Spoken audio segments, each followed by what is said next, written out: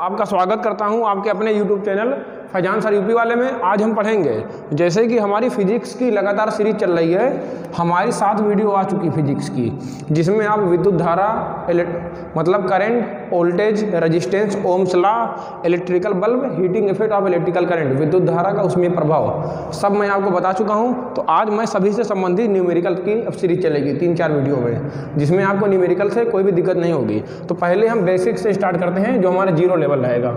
कहाँ से? बेसिक से स्टार्ट करते हैं। जैसे इस यूनिट की जो हमारी पहली टॉपिक थी वो क्या थी? करंट। न्यूमेरिकल के लिए आपको फार्मूला पता होना चाहिए।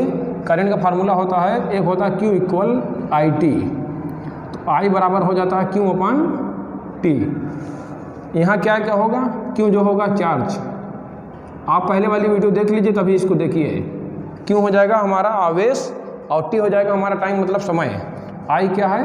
धारा है, इलेक्ट्रिकल करंट। इससे क्वेश्चन क्या बना सकता है? क्वेश्चन ये बना सकता है कि किसी विद्युत परिपथ में हमारी जो विद्युत धारा है वो 5 एम्पियर है, 5 एम्पियर विद्युत धारा 5 सेकंड में प्रवाहित हो रही है, तो उसमें चार्ज कितना होगा? अगर आ जा रहा है किसी विद्युत सर्किट में 5 एम्पियर धारा है, तो I बराबर 5 एम्पियर लिख लीजिए, ठीक। और 5 सेकंड में प्रवाहित हो रही, कितने में? 5 सेकंड में, तो उसमें आवेश कितना होगा? आवेश का फार्मूला क्या? Q बराबर IT। जो भी आपको दिया रहे और जो ना दिया रहे उसको इस तरह नोट कर लीजिए। फिर देखिए ये सभी जो यूनिट आ रही है ये किस फार्मूले में पूरा बैठ जा रही है, ये देखिए इसमें पूरी बैठ जाएंगी। तो Q बराबर हो जाएगा IT। I है 5 और T है कितना? T भी है 5, तो 5 25। और ये है आवेश, आवेश की यूनिट होती है कूलाम, मतलब इसका आंसर हो जाएगा 25 कूलाम। ये 0 से है। अभी देखिए एक फार्मूला और होता है, Q बराबर होता है NE, वेयर, यहाँ पर N है नंबर ऑफ इलेक्ट्रॉन, इलेक्ट्रॉनों की संख्या, उस परिपथ में कितने इलेक्ट्रॉन है वो रहेगा। और E है इलेक्ट्रॉन, E की वैल्यू होती है 1.6 10⁻⁻19 कूलाम। इस तरह भी आपको कहीं नंबर ऑफ इलेक्ट्रॉन की संख्या दे देगा, उससे भी आपको पूछ सकता है। तो अब हम देखते हैं प्रतिरोध कैसे निकालते हैं हम। प्रतिरोध हम क्या पढ़े थे? प्रतिरोध का सिंबल होता है R, रेजिस्टेंस का सिंबल क्या होता है R। अगर रेजिस्टेंस हमारे इस तरह लगे हों, एक रेजिस्टेंस 2 3, और ये एक बैटरी के द्वारा कनेक्ट हो, किसके द्वारा? बैटरी के द्वारा। बैटरी किसे कहते हैं? ये क्या है? ये बैटरी है? ये बैटरी नहीं है, ये है सेल है हमारा। क्या है? सेल। अगर हम कई सेल लगा देते हैं, ये हो जाएगा बैटरी, मतलब group of cell is called him battery. सेलों के समूह को हम बैटरी कहते हैं। तो यहाँ पर हम क्या लगा दिए हैं? ये हमारा क्या हो गया? बैटरी लग गई है। अब यहाँ पर हमारे 3 प्रतिरोध लगे हैं, R1 R2 R3।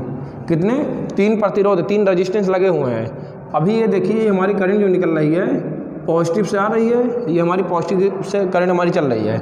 यहाँ पर आई करंट, फिर इस तरह यहाँ मुड़ी आई, ये कहीं डिवाइड हो रही नहीं, ये इस ट्रैक पे आई, यहाँ पर आई, मतलब इसको एक ही रास्ता मिल रहा है। इसी रास्ते से आई, इस प्रतिरोध में एंट्री की, पूरा ट्रेवल की, फिर यहाँ पहुँची, फिर इस तरह यहाँ, कहीं बीच में इसको 2 रास्ते नहीं मिल रहे हैं। जब तक हमारी इलेक्ट्रिकल करंट जो विद्युत धारा है वो डिवाइड ना हो, तो वो क्या कहलाएगा? सीरीज कहलाएगा, मतलब श्रेणी क्रम, श्रेणी क्रम। तो यहाँ हमारे तीनों प्रतिरोध लगे हुए हैं श्रेणी क्रम में। इसका फार्मूला हो जाएगा R बराबर हो जाएगा R1 plus R2 plus R3। ये फार्मूला हो जाएगा R बराबर R1 प्लस R2 R3। अगर श्रेणी में होंगे तो इस तरह होगा, अगर पैरेलल हो जाएगा तो पैरेलल में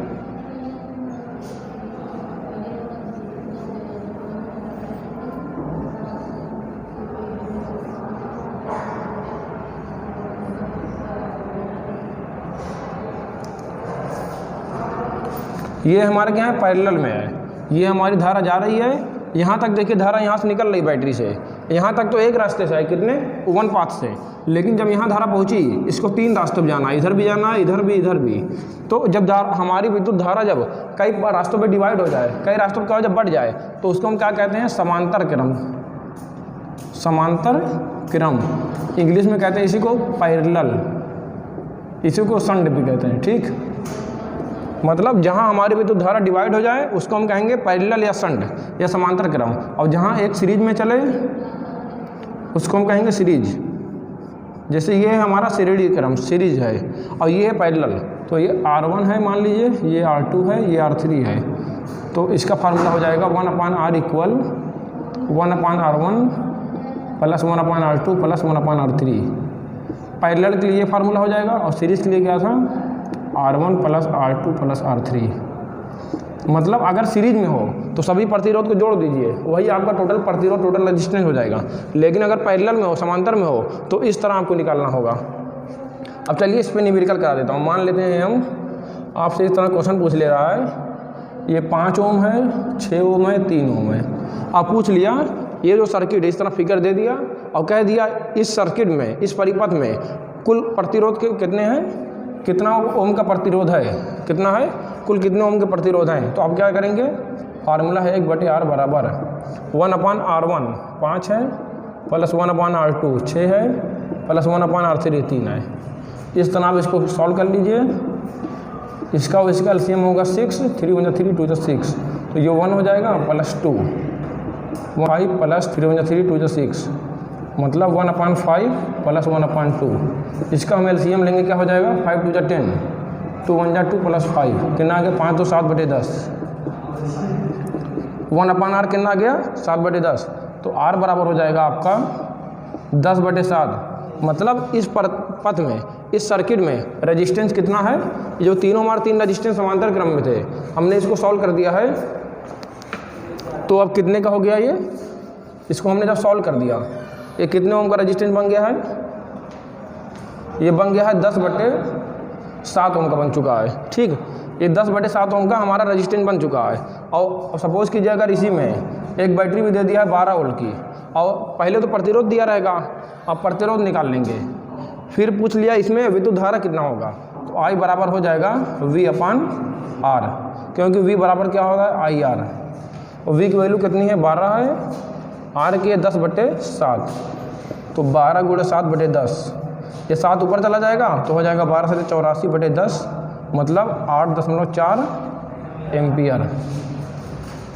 इस तरह हमारा पैरेलल में सॉल्व होगा। पहले प्रतिरोध को आप सॉल्व कर लीजिए, फिर एक बना लीजिए। अगर धारा पूछा हो और अगर सिर्फ प्रतिरोध हो तो वही आपका आंसर हो जाएगा।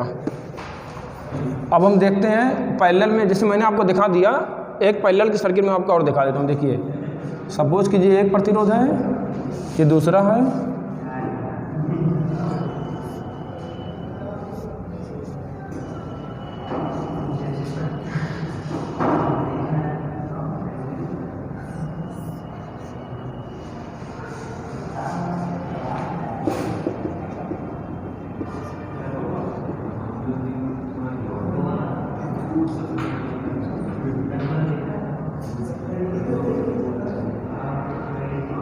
इस तरह मान लीजिए दे रहा है, और क्वेश्चन में इस तरह फिगर दे दिया आपको।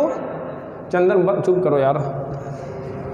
मान लीजिए इस तरह आपको क्या दे रहा, फिगर दे दिया है और पूछ लिया है इस परिपथ में, क्या पूछ लिया है, इस परिपथ में कुल प्रतिरोध कितने, मतलब प्रतिरोध का मान कितना है, प्रतिरोध का मान कितना है, इस तरह पूछ लिया। मतलब हमको R पूछ लिया, टोटल रेजिस्टेंस कितना होगा, टोटल रेजिस्टेंस कितना होगा। और दूसरा पूछ लिया इसमें करंट की वैल्यू कितनी होगी, इस परिपथ में विद्युत धारा की वैल्यू कितनी होगी। तो आप क्या करेंगे, पहले टोटल प्रतिरोध निकाल लीजिए। क्या टोटल प्रतिरोध, तो ये देखिए ये आपका है, यहाँ विद्युत धारा आई एम्पियर करंट आई, यहाँ से भी आई, इसको सिंगल रास्ता मिला, इधर कहीं रास्ता नहीं है, यहाँ तक आई 5 ओम एंट्री की, यहाँ भी आई, ये भी सीरीज में है। लेकिन जैसे यहाँ पहुँच रही है धारा हमारी आई करंट थी, आई आ रही है, ये 2 पार्ट में बढ़ जा रही है। मैं मान ले रहा हूँ I1 I2 में बढ़ जा रही है। यहाँ से I1 10 इसमें आई और इसमें आई, फिर दोनों यहाँ आके फिर I1 प्लस I2, फिर यहाँ पर एक हो जा रही है, किसके बराबर, I के बराबर। मतलब जितनी धारा हमारी थी उतनी धारा हमारी फिर यहाँ पर हो गई।